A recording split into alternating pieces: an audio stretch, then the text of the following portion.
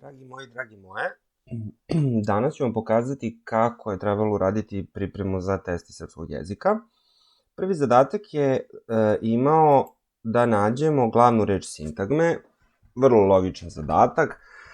Dakle, desio se ili danas je jedan sasvim neobičan dan. Šta je danas? Dan.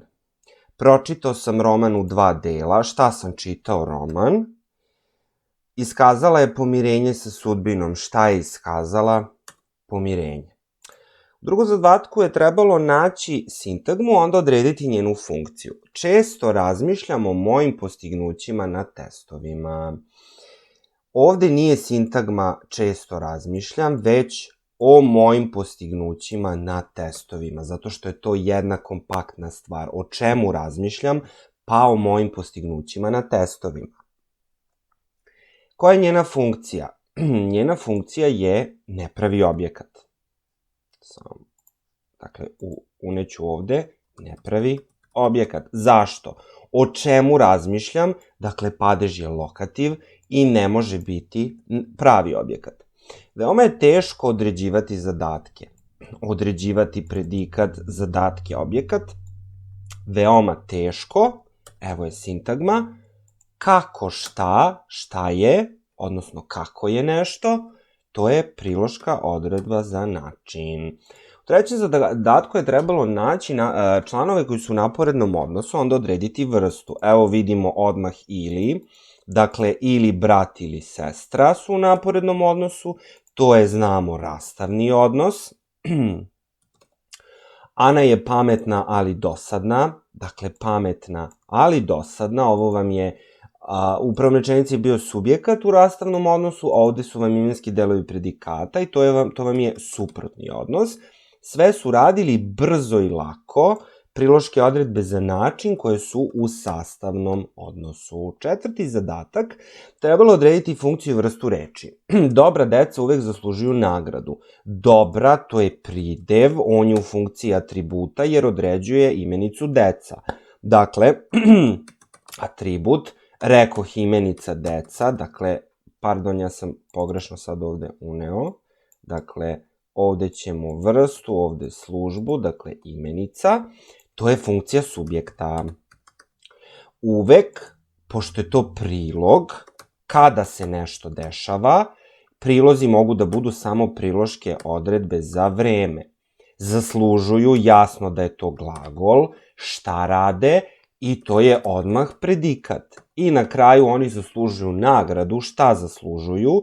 To je imenica koja je ovde u funkciji pravog objekta. Peti zadatak je trebalo odrediti, prvo podvući, a onda odrediti da li je složeni glagolski, prosti glagolski ili imenski predikat. Nevena je želela da dođe. Pošto je želela da dođe, želela je doći, dakle, ovo je modalni glagol želeti i to je složeni glagol. Marko je veoma pametan. Kakav je Marko? Ne šta Marko radi, onda je to imenski predikat.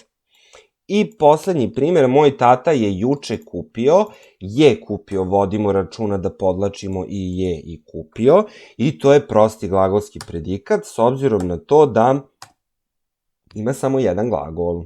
Zaokruži slovo ispred rečenice sa pravim objektom. Želim sreće u životu i uželeo sam se sreće u životu. Kako dobijemo pravi objekat koji je sličan genitivu? Dakle, ako genitiv možemo zameniti akuzativom bez predloga, onda će taj genitiv u stvari da ima funkciju pravog objekta.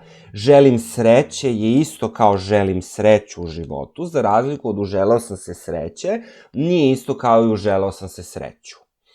Sedmi zadatak treba da podvučemo i da odredimo tip objekta, onda da odredimo da li je iskazan rečju ili sintagmom. Volim da čitam dobre knjige. Ja volim da čitam koga šta, nije samo knjige, već dobre knjige, dakle sintagma. Pošto ja volim da čitam koga šta, to je akuzativ, a pošto je taj akuzativ bez predloga, onda će to biti pravi objekat. Dakle, napisat ću skraćenicu PO.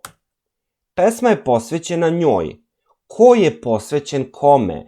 Ko je pesma, to je subjekat, ali njoj je objekat. I to kakav? Ako je kome čemu dativ, koji je iskazan rečju, odnosno zamenicom njoj, dativ je uvek nepravi objekat.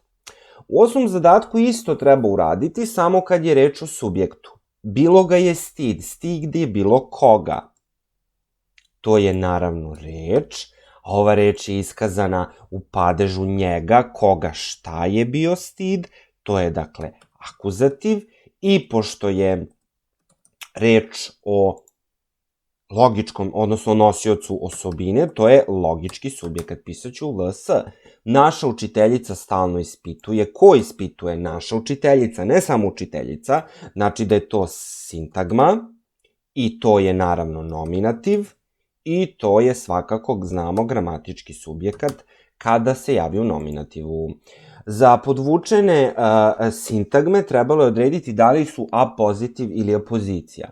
Ako dobijamo na pitanja kakvo je nešto, onda će biti apozitiv, ako dobijamo na pitanje ko je nešto, će biti apozicija. Jelena koja je razočarana u sistem, kakva je ona? Dakle, to je apozitiv. Na času smo čitali Andrića, našeg najboljeg pisca. Koga smo mi to čitali? Apozicija.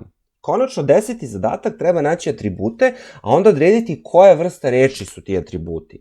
Kuća na sprat. Kupili smo kuću na sprat, ako je kuća glavna reč, na sprat je atribut, a sprat je inače imenica.